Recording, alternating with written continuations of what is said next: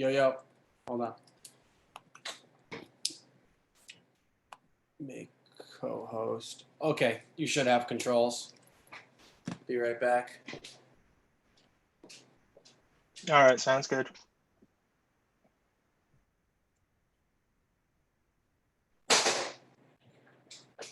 Yo. Yeah. Cool. I'm just now emitting some Yeah, go for it. Go for it. people into the Zoom chat.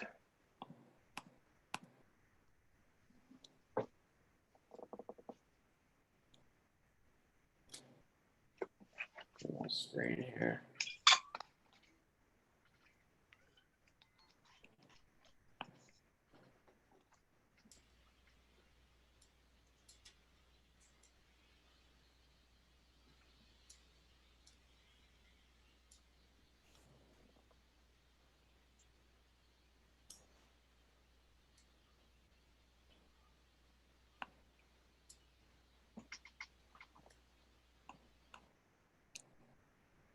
What's up, Jason?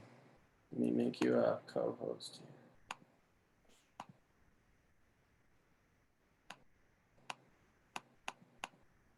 Hello, everyone. Oh, hello. I was muted again. It happens.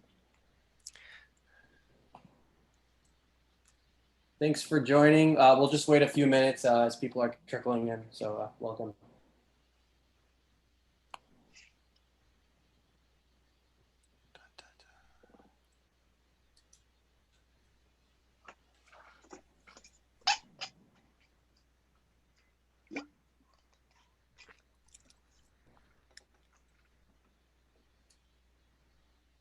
So we'll get started in another minute here. Just getting some new attendees. So we'll be off to the races in a few minutes. Thank you.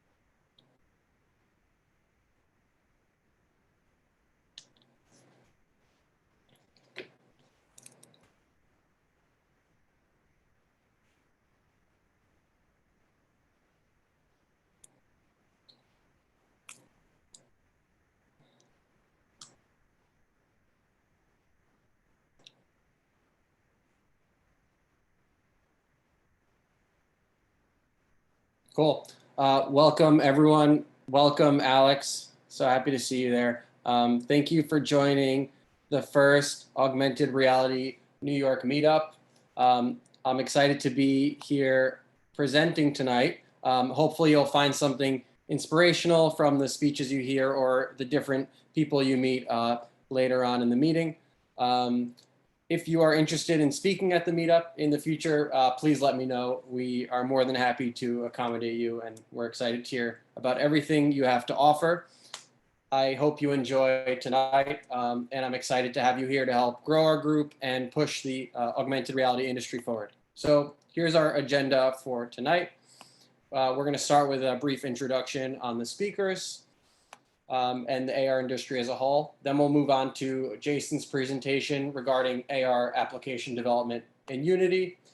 Then Wen Bo will speak regarding his new application that was driven by avatar-driven connection. And then I will be giving a quick demonstration on how to use the Reality Composer. Afterwards, we will then all split into breakout rooms where you can meet some other like-minded people in the group and facilitate new connections. So that's the agenda for tonight. So here are the panelists. The first is me. I just put myself first because I'm already speaking. So I'm a designer and developer based in New York City. Also the founder of Team Genji and Cinch, two successfully backed startups. I've been interested in the AR industry for the past 10 years, so I focused my efforts to designing coding on augmented reality experiences. So feel free to email me at any point after the meetup, and I'd be happy to chat about my experience and how we can get the opportunity to work together. Next, I'd like to introduce Jason, our second panelist tonight, who you'll meet in a few minutes. Jason graduated with a degree in computer science. He also has a second degree in finance from the Wharton School of Business. He started his career in Wall Street and then pivoted to data analytics, where he created the analytic department for Mail.com and the book publisher Scholastic. In 2004, he started his own business, a graphic design and printing company, with a focus on high-end wedding invitations, which were sold locally online. He discovered AR and VR space about two years ago and made the decision to sell his business to focus on AR and VR full-time. So that's really exciting, and we're gonna hear from Jason soon. And now I'll just pass it off to Wen just for a quick introduction. Yeah, hey guys, so I'm Wen Bo. I was a product manager turned software engineer, so I've been doing that for the last 3 years. Last summer I moved to California, and that's when I started to explore different chat solutions, just so that I can stay in touch and connect with my team at my company located here in New York. So I was the only one that was fully remote. I've been interested in following the AR and VR sort of spaces for the last, I wanna say 3 to 5 years. And in the last couple of months, I've had the opportunity to tinker and to work on some projects in this space. And I have one project that I'm going to present and demo in a little bit. So thank you. Awesome. Thank you, Wen Bo. Very excited to see the demo.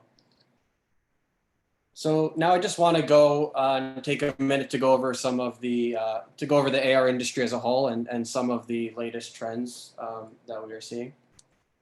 In this image, you could see Magic Leap being used in a medical environment to assist with a surgery. So right now, only 516 companies in augmented reality have received significant funding, which I termed any company that's raised over $1 million in the industry. We believe that the number will grow drastically by 27% year over year in the next 6 years. At the same time, the total amount of funding that has been raised is about $11 billion, which will, of course, grow proportionally to the amount of incoming investments in AR companies. And something I wanted to point out, which I found interesting, is the difference between the first highest funded AR business in the marketplace, which is Magic Leap. Magic Leap raised about $3 billion, and the second is Niantic, which only raised $470 million. So just to reiterate, Magic Leap raised $2.2 billion more than the second to largest augmented reality company. And over time, I anticipate that the gap will be closed up. So there's obviously a lot of room for opportunity, and you're in the right place, that's for sure. So now I just want to go over some of the leading companies in the space and their positioning. So I created this very simple matrix which goes over on the top you have augmented reality, on the bottom you have virtual reality, on the left is enterprise applications, on the right is more consumer. So we started with Magic Leap, which was initially launched as a consumer augmented reality product. However, after some challenges on the business end, it started shifting over more to enterprise in order to start gaining an initial client base. And then the same thing, from what I've seen, kind of happened with the HoloLens. Apple's kind of in the middle of the space. Sorry about that. Apple's in the middle of the space. Even though they don't have a headset, they offer a lot of tools for developers, and the latest iPhone 12 has a LiDAR sensor, which offers a lot of really exciting possibilities for AR developers in the near future. And then Facebook, which initially joined the virtual reality business after their purchase of Oculus back in the day, is now slowly inching closer to the consumer augmented reality side. And then we have the augmented reality consumer-facing businesses, Snap and Niantic over there on the top right, which are both really exciting, cutting-edge products that are leading the industry right now. We also have the virtual reality enterprise section, which holds companies such as Matterport. These companies are very interesting as they have proven business strategies, and I would say at the moment they're safe investments. However, the real excitement is on the top right, which is proven to be a little more risky, but I think everyone who's passionate about the space is really excited about the opportunity for AR to become the next iPhone and for augmented reality to reach a level of peak consumer adoption. So we're all really excited for that to come in the next couple of years. So with that said, here are some really cool case studies in augmented reality that I've been exploring this past week. So here's Niantic, and they're looking to build an ever-updating 3D map of the world. So they're hoping this map will serve as a foundational infrastructure that could be used by third-party developers looking to create augmented reality experiences. Niantic purchased 60ai's cloud mapping software, which allows, as displayed here, which allows users to quickly gather 3D information about the space while they're playing potentially Pokemon Go or Harry Potter's Wizards Unite. So that's really exciting.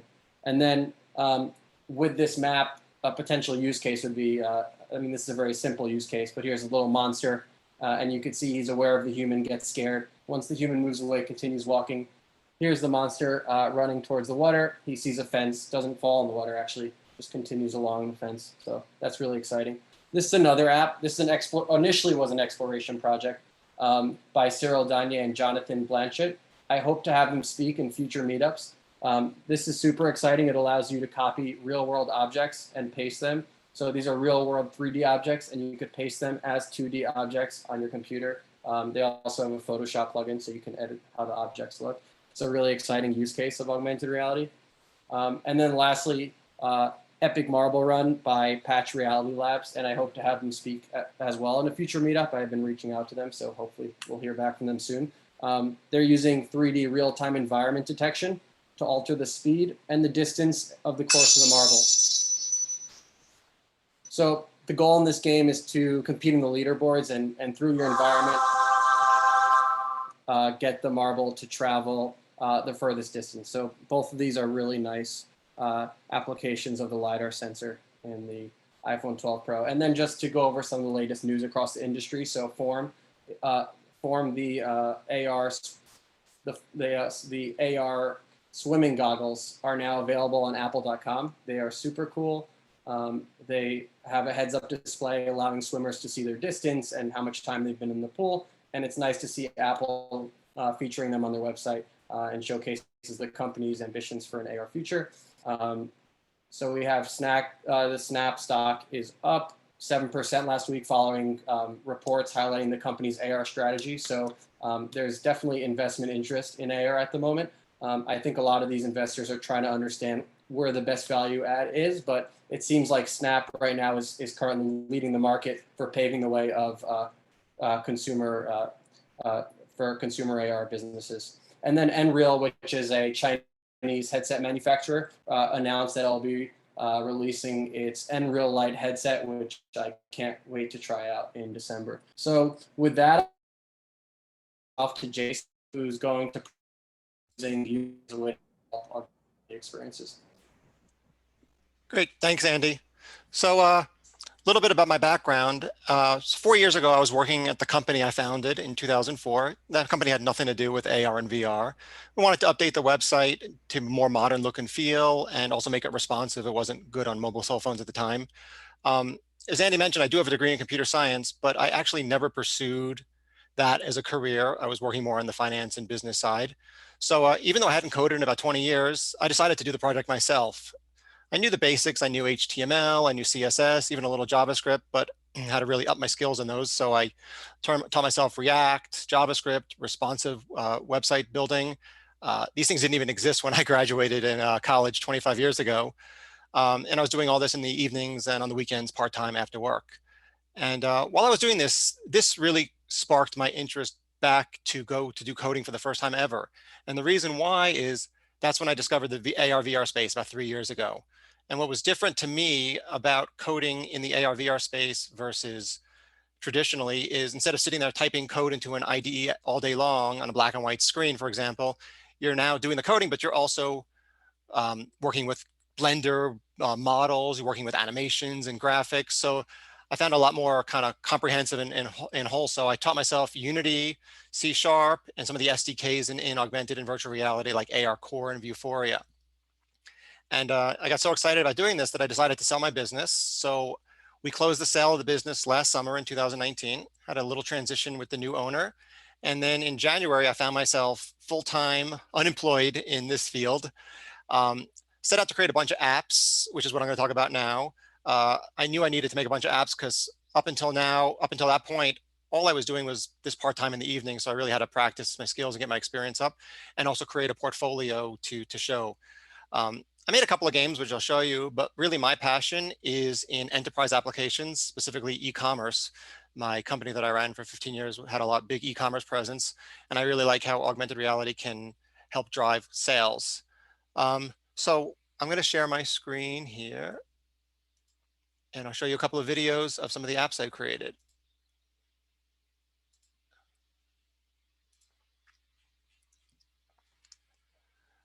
Okay. So this is, I made this first app called Snapsizer when I was still at my printing company. And what the challenge to me was people would often say to me, I want to print something to hang on my wall, but they didn't really have a good feel for what size it should be. So this app would allow them to take any picture from their camera roll and it would project it on the wall in the size that they wanted it to be, so they could see as it got bigger. I'm just going to scrub through here so you can see a little bit. As they're hitting the plus sign, the picture's getting bigger, and then they decide that that's the size they want, and then they can order the photo right from the app on my website. I made this this tool. I was going to use AR Core, but I wound up settling on Vuforia because the biggest challenge I faced on this app was I was mapping this blank wall, which by definition had nothing on it because you were trying to put a piece of art on there. So most of the AR apps, they're not going to see that blank, that solid wall. So I wound up using Vuforia, which had this feature called the mid-air positioner, and I was able to project it at a distance kind of in space that was appropriate to where the wall was. The second app I created was similar to the Epic Marble Run that Andy was just talking about, but I made this app 2 years ago before there was LiDAR sensors and depth sensing. So it uses the accelerometer on your phone and you tilt your phone around. And as you get to the end of the track, it randomly generates a different piece of track and you have to balance your phone and get the ball down the track. The original hope was for this to build the track around obstacles. So if you were walking down your hallway and maybe a chair or a table was in the way, it would use the depth sense. It would know the depth of that and be able to say, hey, there's something in the way here, so I'm gonna route around that. But without depth sensors and LiDAR back then, it didn't really work as I had intended and hoped. So I am going to look at to revisit this now that they have LiDAR sensors and AR Core has some depth sensing technologies. The next thing I made is a game, and I made this game when I was actually full-time doing this. This was what I started in February of this year. It's an escape room, which I don't know if anybody's ever done an escape room. You get locked in a room and then you have to solve challenges in order to get out.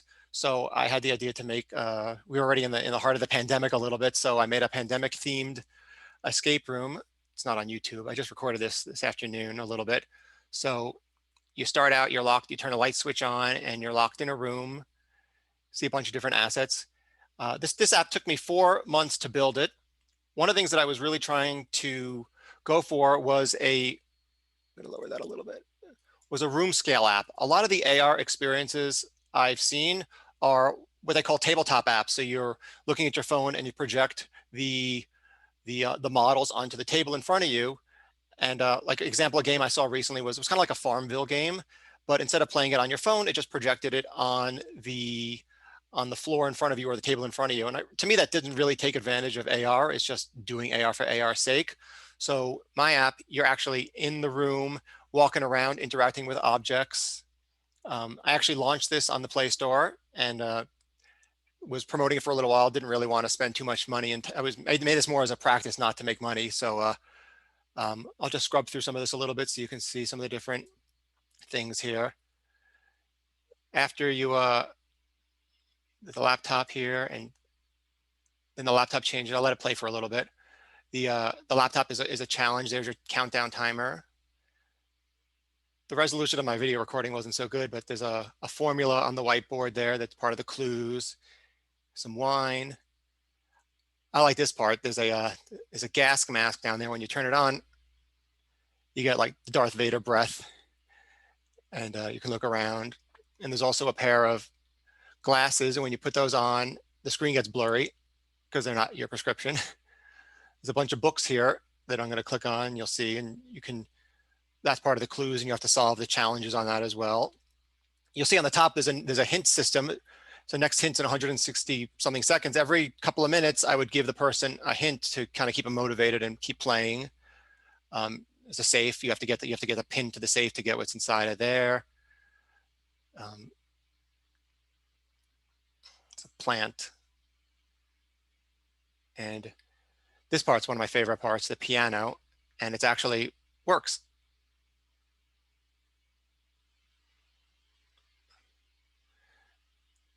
There's the phone that we picked up before. You can open the drawers and see what's inside of them. The bottom one's locked. The middle one, there's a key there. Oops. And then there's a painting on the wall. I don't want to give away all the, if anyone wants to play the game, I'm not going to give away the clues too much. That's why I recorded this, especially just to like not give away some of the clues. Here's some like pictures on the wall and the radio, and I actually have, it works, plays 6 different channels. And all right, so that's the escape room, and that was a lot of fun to make. The last thing I made that I just finished not too long ago was a VR app. I wanted to try and play with a little bit with VR. So I made an interview training simulator.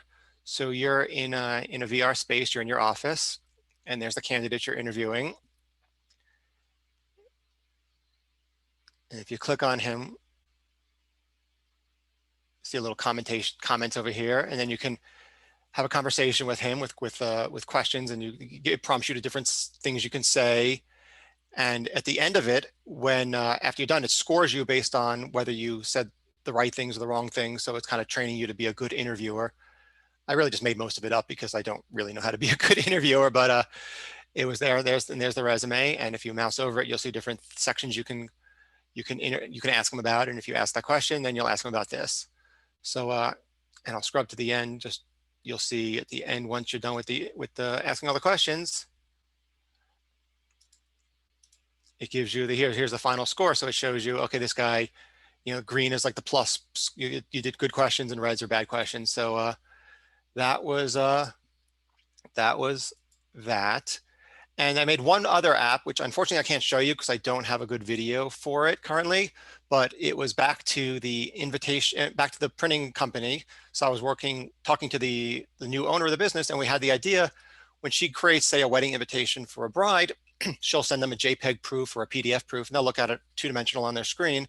I thought, wouldn't it be cool to have the ability for them to pretend like they're holding the invitation? So we would give them a piece of paper that was sized, a blank piece of paper that was sized to the invitation.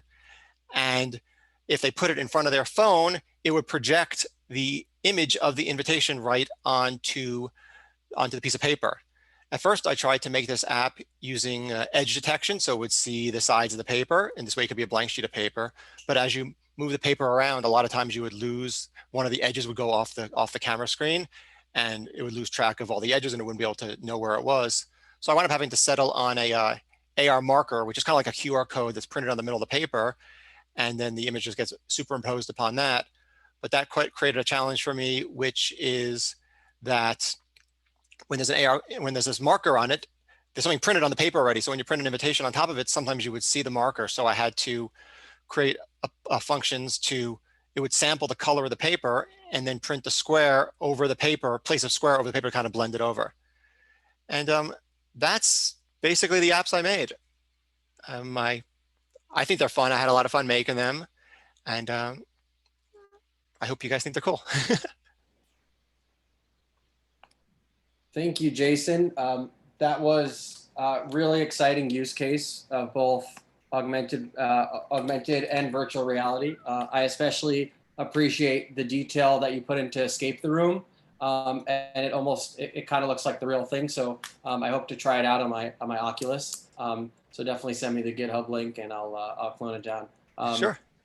In the meantime, I would love to open the floor up for any questions. If you have any questions for Jason, feel free to type them in the chat or raise your hand on the participants panel, and I'll unmute you and you could ask away. So would love if you guys had any questions. Thank you.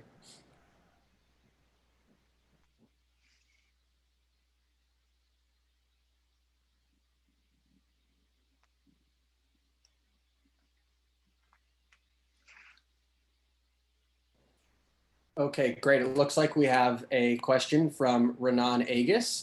We'd love to hear your question. Let me. Thanks, Andy. Jason, thanks very much for that presentation. Really interesting, and your background's really interesting for this field in particular.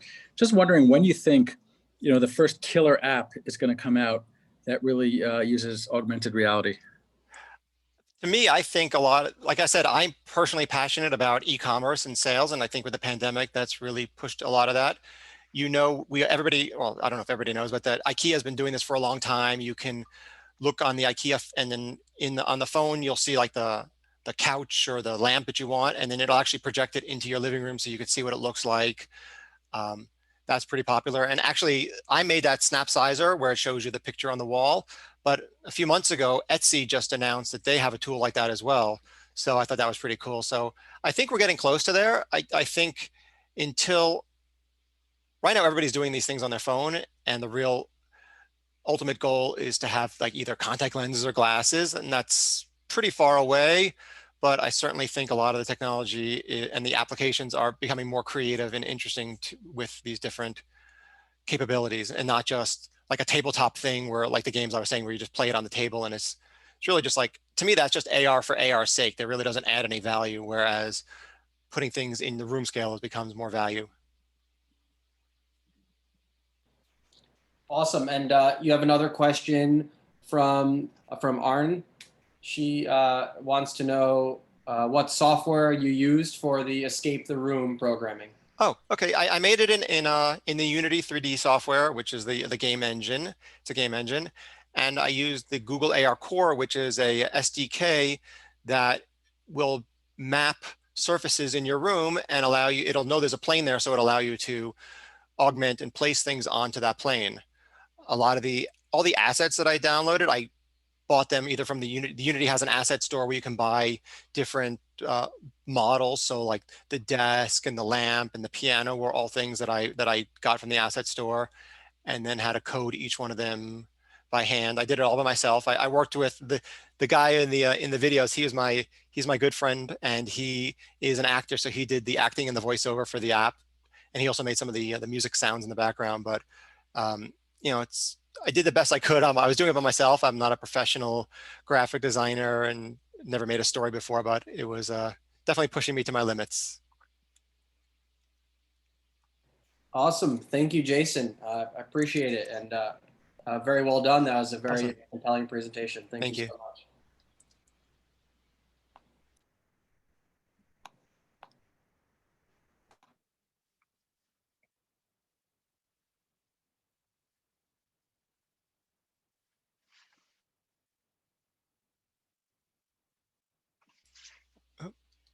Did we lose Andy? So now Wen Bo is going to present the avatar-driven connection and give us a quick demonstration of alto.lol. We look forward to hearing from you, Wen Bo.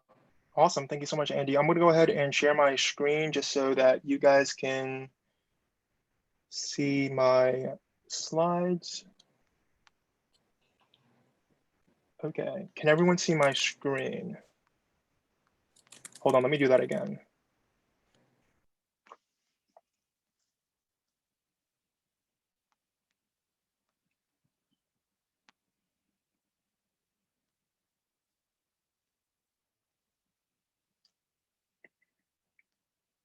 Oh, did you guys see that?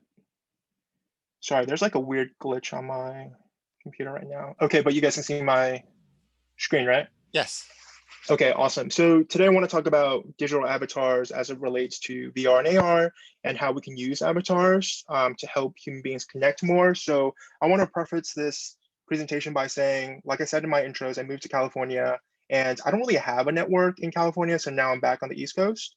So I was out there, I moved to San Francisco last fall, and throughout the pandemic, I was in San Francisco and I was fortunate to live with a roommate, but it was hard because when I moved out there, all I wanted to do was network with like-minded folks. I went to school in finance, so a lot of my friends, my best friend, he works at Goldman Sachs. I have a lot of lawyer friends, but I don't have a lot of friends who are into startups. I don't have a lot of friends who are into AR and VR.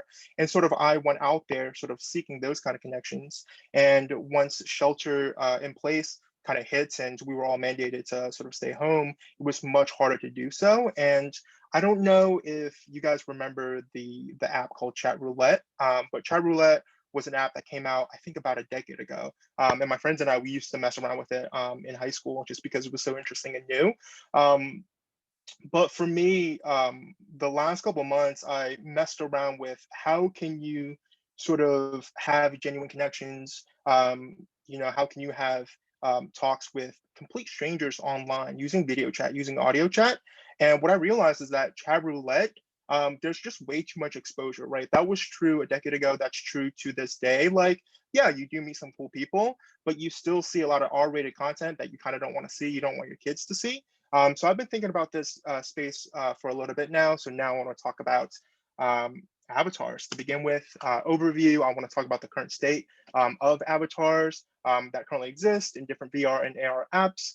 Then I want to address the loneliness epidemic that we faced before COVID and now during COVID. And then I want to show you guys a demo of my Alto app, which is kind of a solution to loneliness. It definitely wants to sort of like alleviate some of the loneliness that a lot of people feel today who are kind of stuck at home, who can't really see family or friends.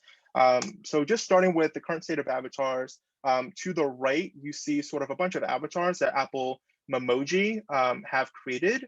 And I love these, right? These are of such high fidelity. You have different skin tones and hairstyles and hair colors, eyes, nose, and mouth. And if you have an iPhone, you can actually use your iPhone to animate one of these avatars. You can record a video and send it to your mom, or you can send it to one of your friends. And I think you can also use these to FaceTime if you have, I think, an iPhone 10 or above. So this is like really cool. And I know that Apple wants to sort of get into augmented reality and or virtual reality. So I know recently they acquired a company in VR called Spaces. So it's like nice to see them getting into this space, nice to see how they want to sort of connect human beings, family and friends together. And the next one is Facebook Horizon. So Facebook is also trying to get into the space. They have a whole Oculus division. And I think it was Renan who asked the question, like, what is like the killer app? And I think it's gonna need like the killer ecosystem, right? And I think Facebook is sort of in that position because they do sell both hardware and now they're trying to introduce Facebook Horizon, which is like a social VR kind of space. Again, you have these higher fidelity avatars, different skin tones, different hairstyles. I'm sure you can animate them with the Oculus Quest. So it's pretty fascinating what they can do. And then also you have Rec Room, which is more of a cross-platform kind of gaming social app. It skews like young. So I want to say like 13 to like 18, 19. And so compared to Facebook Horizon avatars, compared to Apple Memoji avatars, when it comes to the eyes and the mouth, they're not that sort of descriptive or dynamic, but what they focus on is on apparel, right? And I think that's what kids love, is to sort of deck out in the newest gear or the most colorful gear. And so Rec Room is another example of interesting avatars. Again, you have Mozilla Hubs, which is an open source kind of project where you have these static avatars that represent you. So these are all just models that you can pick out from their store. You can be sort of more lifelike human avatars. You can be sort of robots. And what's great about this is that you can sort of be in this virtual space with your coworkers, your friends, your family, and you can look at different objects, both like virtual objects, or you can actually sort of put in pictures or YouTube videos and things like that. So it's actually really cool. I know they have a hosted version now, so definitely check that out. And then you have VR chat, of course. You can use your headsets in order to sort of become one of these avatars, but it kind of gets a little weird because they kind of deviate away from sort of lifelike avatars, and then you can become anime characters, or then you can become humanoids and androids and all these kind of different beings. It's also very cool. So this is available on your VR headset, whether that's like HTC Vive or on your PC via Steam. This is Roblox, so their avatars are kind of like of lower fidelity when it comes to like the face, but again, they sort of overwhelm you with all the different clothing options, the items that you can purchase, different hats, and kids absolutely love Roblox. I was actually a day or 2 days ago, I wanted to check it out because they had like a Little Nas X concert in Roblox. Went in there, ran around for a little bit. It was actually really, really fascinating. So definitely check out Roblox. Yeah, if you find that kind of thing interesting. The next thing is Genies, and their focus is on avatars for celebrities, for artists, professional athletes, and they love to partner with brands like Gucci and Louis Vuitton and things like that. So it's nice to see they're sort of like trying to go with the influencer crowd when it comes to genies and like avatars like this. And on the point of genies, Justin Bieber and Chance the Rapper recently came out with a new hit song called Holy, and they made a music video using genies, using these avatars that are produced by the company Genies. So I thought that was very cool. They're fully animated. When Justin Bieber sings, when Chance the Rapper raps, their mouth moves and it feels pretty, darn normal. Then next up, you have Face Emoji, which applies to both AR and VR. So Face Emoji is a company that licenses these avatars. They also have an app currently in the iOS App Store. I think this is also true for the Android Play Store. But what's cool about this is that the avatars are of that higher, fidelity. You can compare that against, Apple Memojis, where you have just different eyebrows and skin tones and stuff like that. You can use your phone, whether that be your Android phone or your iPhone, and you can actually animate this using your facial expressions. It like tracks your face, so that's pretty wonderful. And then moving on, we have this other company called Spatial. I think they like also make augmented reality headsets, but what they allow you to do is you can be in sort of an augmented space with your coworkers who are lifelike avatars, and you guys can collaborate on different projects together and look at this 3D model together. So I thought that was like really, really interesting, and I really look forward to just the future of avatars and what we can do with avatars in this space. And I think the next thing I want to go on to talk about is the loneliness epidemic, right? So even before the pandemic, this is a survey from Cigna that was done in 2019. A lot of Americans reported that they were lonely, right? And this is true across generations, income levels, living statuses, and genders. And for almost all of these groups, save for like the silent greatest generation, 50% or more people reported that they were lonely in 2019. And I think that's just absolutely crazy to think about, just looking at these numbers. And this is sort of like a quote from an article. It's called "COVID-19 is Making America's Loneliest Epidemic Even Worse." And it sort of like talks about how about a third of Americans feel more lonely during the pandemic. And in a different survey, it put that number even higher at 47%. So it was true before, it's true now. And I think it's only going to continue for the years to come. And this is just like another visual that shows people feeling more lonely because of the pandemic across genders, across generations. About a quarter said they were always or often lonely, and then about half across genders and generations said that they were sometimes lonely. So again, this is a huge, huge problem. And what I've tried to come up with is this MVP that I've built. It's currently in the browser. It's currently 2D, but I can definitely see this being in like a VR or AR space one day. And essentially, it allows you to animate an avatar using facial tracking, machine learning in the browser for you to animate an avatar and to talk to anyone in the world. So let me show you what I mean by that. So this is the app that I've made. And the first thing that I want to show you guys is the avatar preview. So bear with me. This is going to take a little bit of time because I'm running Zoom, screen share, and all this kind of stuff. Normally, it's a lot faster than this. I promise. It's coming up. And what I want to make a note of here is that your video, your webcam video, never leaves your browser. And so you can see here that like I'm moving around, I'm speaking, you see my mouth move, I can raise my eyebrows a little bit and you can see that move as well. So essentially you have this avatar that represents you, right? It can be, closer to what you look like, or it can be someone completely different, right? It can be your alter ego. I've come up with these different avatar options. So I think for skin tone, I think I came up with 7 so far. So you can change it from black all the way to yellow and pale if you wanted to. Hairstyles, right? You have long hairs, and then you also have short hairs. And then for hair color, of course, you can change it from auburn to silver if you wanted to. But that's something that I've been like tinkering with, right?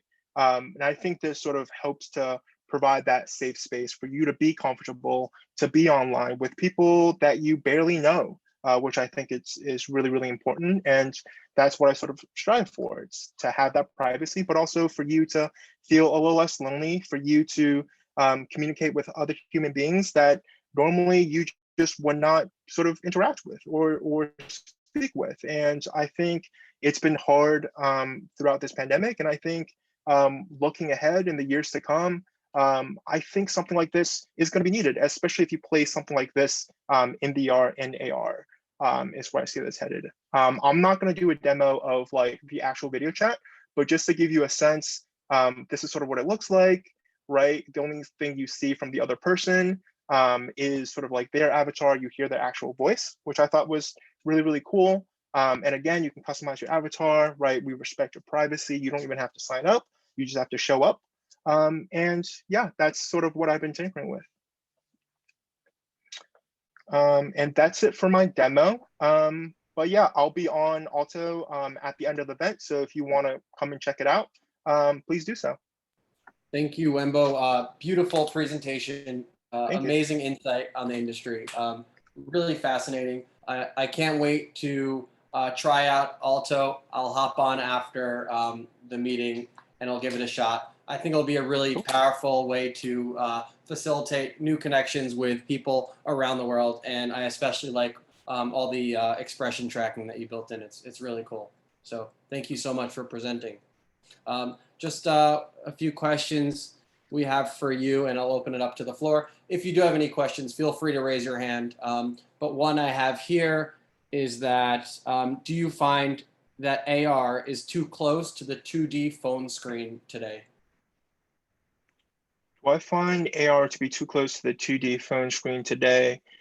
I don't know. I think that's a tough question to answer just because I haven't really dabbled a lot in AR with the phone. So the only thing I can say there is I've used like the IKEA AR where you can like place different furnitures or chairs inside your apartment. And I want to say it's such a different experience. Like you actually have to like really try it out in order to like really feel it. So I want to say it's like pretty different. Give it a try. And I think it's only gonna be sort of like more immersive when it comes to that kind of thing, even on your phone, right? Like I remember Apple giving a demo of their previous generation phone where they were talking more about their augmented reality engine. And it was really cool that you can play games on different tables and stuff like that. So I don't know, I think it's a game changer, but yeah, I think we'll just have to wait and see. I think it's still pretty infant at this stage. Agreed. Cool. Thank you so much, Wen Bo. And that's Yep. about it for questions. Definitely hop onto the app and try it out with us after the meetup. Also, I think Alec had a question, right? Or do you want company like Facebook to own AR/VR connections? Do you want me to answer that? Yeah, sure. So Alex asked, do you want a company such as Facebook to own AR VR connections? Feel free to answer that as you understand it. Yeah, definitely. So of course not, right? Like I have a Facebook. At one point I've deleted my Facebook. I created a new one just because I needed a Facebook account. But I know, right? Like I don't want Facebook to sort of control the AR VR connections. Recently in the news, a lot of people were reporting that they ordered the Oculus Quest 2, but because they didn't have a prior Facebook account, they signed in with their Oculus account and they had to link their Facebook account. And because they didn't have a Facebook account for like a set number of like, I don't know, period of time, like weeks or months, they were completely locked out of their Oculus and all of their purchase content was sort of gone. So I think that's sort of an unhealthy ecosystem. And I want there to sort of be more competition, but I think also I want there to be that metaverse, right? I want there to be an HTC Vive. I want there to be like Oculus Quest. I want sort of anyone who has any great ideas about hardware when it comes to VR and AR to sort of enter the race here, and also software perspective too, right? Like I want people to connect not only on Facebook Horizon, right? Maybe in the future it can be VR chat, maybe it can be Apple Memoji if they ever want to sort of figure out the whole VR AR situation. So yeah, so definitely not. Would love for there to be more competition, and I would love to see more ideas both on the hardware and software sides. Thank you, Wen Bo. I appreciate your insight into the industry and your passion. So I'm sure everyone could relate to that. Okay, great. So I'm going to do a quick demonstration on how you could develop your own AR experiences super easily. You have one more question. Oh, sorry, Jason. No, someone's waving their hand. They want to ask a question, I think. Oh, sorry about that. Let me see. Oh, sorry. When you wave your hand, I don't actually see it because the tiles aren't blown up. But who had their hand up? Okay, looks like Oliver has a question. I'm going to ask to unmute you and feel free to ask your question. We'd love to hear from you. Thank you. Sorry about that. So I think all these ideas, Wen Bo, that you have are really amazing, but how do you commercialize it so the average person can access it? How would someone like myself, when you're talking about loneliness and you're talking about the population in general, how do people access this? How do you make it available to everybody? What's the next step? I think that's a really good question. I think, so the first thing I want to say is that the hardware is not there yet, right? So what I demoed, currently it's only available sort of inside the browser, like using your webcam, just because the hardware is not there to track your eye movements and your mouth movements. I think HTC Vive has just started selling hardware to track your eyes, but not your entire face. And I know that Facebook is also working on that hardware issue. I was just looking at a demo of them doing it, but I think you're right. Like, I think it's gonna take a bunch of different sort of like vehicles. Like, it's gonna have to take place in the browser because almost everyone who uses a computer, uses a phone, has access to their browser. And that's sort of how I thought about my app, is that I wanted it to be accessible to sort of anyone, whether you're located here in the United States or halfway around the world in India or Russia or like things like that. So I think it starts there. And I think it also has to do with sort of just getting the word out there, right? It's like we are all interested in VR and AR chat. And like, that's why we are all here, to sort of explore these like spaces. But there's so many people that have never touched anything that has to do with VR or AR. They've never touched a headset. So I think it just takes bigger companies like Facebook, as much as you hate to say it, but it takes these big companies with a lot of funding to sort of get the word out there. And I think it's going to raise a lot of concerns, issues, but also a lot of excitement. And I think that's what's going to help to push maybe something like my app that takes place on the browser. That way, you know, people can look to Facebook and then they can be like, no, I don't want to be in the walled garden, so let me go to something else. And that's where they can sort of access it. So I think it's going to start there. But I think you asked a good question. I have no clue. I could chime in too a little bit on that. Right now, most of the augmented and virtual reality experiences are tied to either like an Oculus headset, like the question was asking about, do you want Facebook to own it? Or if it's on an Apple, you have to put your app through the Play Store or the Android store, on Google Play Store. So you're kind of locked into their ecosystem, which is good for distribution, but not good for controlling it. But there is a standard out there called WebXR. And XR is kind of like the overarching technology for over VR and AR, enabling this technology to be displayed over the internet. So you just need, just like a browser, you don't need to, you can go to Google or Amazon or any website you want to, and you don't need to get Apple's permission to do so or download anything from Apple. It's open source. So that's where that's moving to. But like Wen Bo said, the technology and the hardware is not quite there yet. You're streaming a lot of high fidelity graphics, which is that's another thing, the 5G, which is where the cell phone data will be a lot faster in the next couple of years, and that'll be a significant benefit as well. Yeah, great point, Jason. Thanks, guys. One more question from Arne. Have you tried Spark AR from Snapchat? They have face tracking, Arne says. Yeah, that's pretty cool. I haven't, but I definitely will check out Spark AR. Yeah, thank you. Yeah, thank you, Wen Bo. That was amazing. Really, I'm so happy you presented. Thank you for joining. Yeah. Cool. And we are quite slim on time, and I want to have ability to do breakout rooms. So I'll just give a really quick demonstration on how you could develop an AR prototype tonight at your house, given that you have an Apple device. So I'm going to be using an app called Reality Composer, and I'm going to be sharing my screen from my iPad. So feel free to follow along. I'll be posting the recording of the meetup for those who are wondering on the meetup page. So I'll have that Zoom link, the Zoom recording link by tonight or tomorrow morning. So if you'd like to follow along, and just check out the recording a bit later on. So let me go ahead and share my screen. Let's see here. Screen. Okay.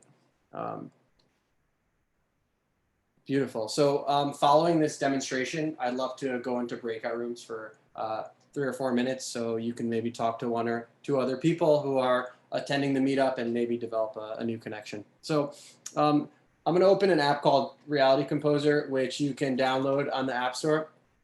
I'm sure some of you are familiar with it.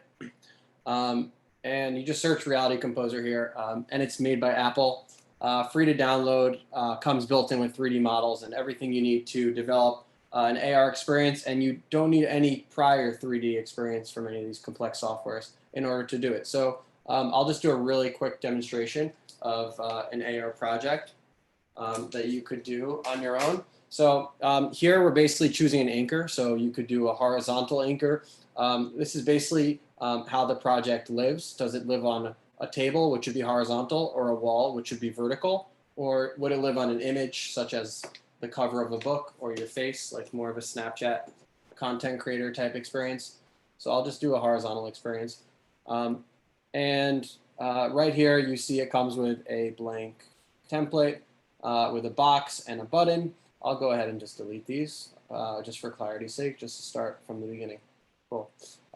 So I want to go ahead and just create a simple game where a ball shoots into, like, a ball hits a wall and just kind of explodes the boxes and they just fall apart. And then maybe if we have enough time, we'll let the user know that they passed the level and to move on to the next, but I don't want to take up too much of your time. So we'll go ahead and add a shape. So here we have a ball. Really exciting. We can make it look a little cooler. And this is very simple. You just kind of just add the plus button. And here's I pulled it from the content library where you have access to all this amazing content. So if you wanted a donut or a bagel instead of a ball, you could use that too. But I'll move that to the side for now. There's the bagel. So here's a ball. We can give it a cool color and texture. Nice green. I don't like that so much. Just make it like a gold-ish. Okay, bronze. Beautiful. And now we'll add some physics. So right now we're saying we want you to participate as a object in the real world. So we need to give it physics. Motion type, we're going to need to change it from fixed to dynamic, so it actually moves through the world. So we'll just change it to dynamic. Now the ball can actually move and have force applied to it and whatnot. We could then change the material and basically how it acts when it collides with another. Is it heavy like concrete? Does it shift like ice? Is it like lead, plastic? So let's make the ball concrete. And the collision shape, so the shape around it's a sphere. So we're all set with this. Now let's add some, I'll make it more interesting. Instead of boxes, we'll do cupcakes. So we'll allow the cupcakes to participate with the physics. We'll make them dynamic, and we'll make them, I think wood will be nice. And let's see if we could stack them. Awesome, so you could select with 2 hands, you're able to select multiple, and then duplicate. Now I have this row of cupcakes. Let's see if I could stack them.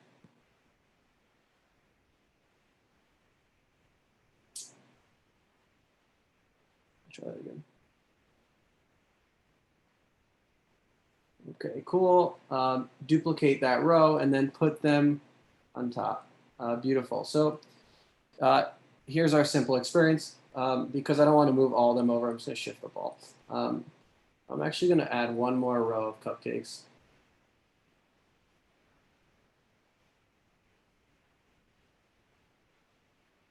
No.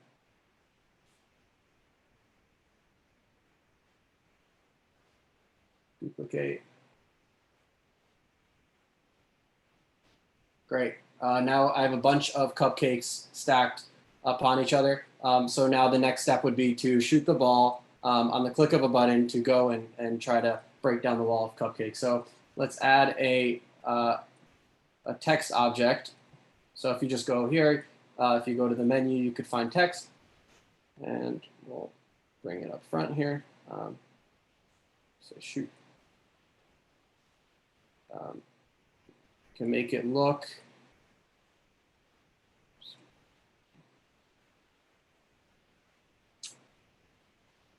even more like a button by giving it a background. Make it a little smaller, and we could rotate it a bit. I'm not going to have it participate in physics because then it's just going to fall over. If, let's say I gave it physics just to give an example and I made it dynamic, when I started it, it would just fall to the ground. And I don't want my button to just fall to the ground like that. I want it to kind of just stay up. So I'm going to turn physics off. Now, just for the last part here, we want to do, when you hit the shoot button, it will shoot the ball and then destroy all of those cupcakes. So we'll add a behavior, and it will be custom. So when I tap the shoot button, I'm going to add force to this thing over here to go that way. And I want to make like just a sound. Choose an audio clip. Beautiful. Okay, so it's still falling, but there you go. So I'm not sure why it's falling over. Just got to take the physics off. There you go. Okay, so that's how to prototype a simple AR experience. And if you have any questions about it, feel free to reach out. I'd be happy to go more into depth. So we have about 4 minutes. I'd love to go into breakout rooms so we could all meet one another. Let's go ahead and do that. Don't get scared. It's going to warp you into another zone. Let's see. Okay, sorry. I missed a big part of my presentation. Arn made a good point. Check this out. Sorry about that. How to bring it on the phone. So, let's see. Really quickly, this app has the ability to place it in AR.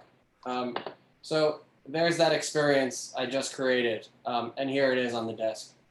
So with that, boom, on my desk, you could now shoot the cupcakes. Yeah, so that was a big part of it. I missed it, but yeah, that's how to create AR easily. So thank you, Arn, for asking that question. So I'd love to go into breakout rooms for just a few minutes, and we'll just see how it goes. perhaps in the room, you could discuss how you plan on implementing augmented reality into your life.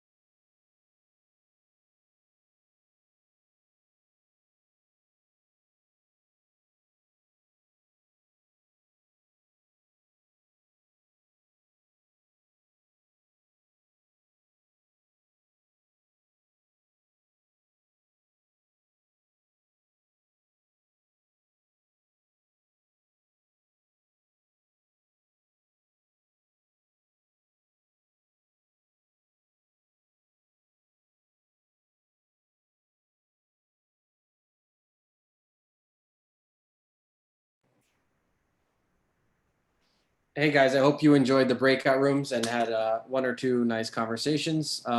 Things got a little wonky here with the screen share, but I have this slide that says thanks for joining. I'll just show you it in lo-fi. I can get it to work. There you go. Thanks for joining. Reach out to me, Jason, or Wen Bo after the meeting. We'd love to chat with you. I'm going to go check out alto.lol right now. Have one or two good conversations. Thanks, man. Next week, we have a really exciting speaker. So actually, the creator of the HoloLens is going to be joining us to speak. Oh, wow. Yeah, it's really exciting. So let's, yeah, definitely come back if you're interested in hearing that. He'll definitely share some valuable insight. If you'd like to share at the next meeting, feel free to reach out to any of the presenters today, and we'd be happy to arrange. Otherwise, I'll talk to you guys later, and I appreciate you all for coming. Thank you. Bye, everybody. Thanks, Andy. Thanks, guys. Thanks, Jason. Take care. You too.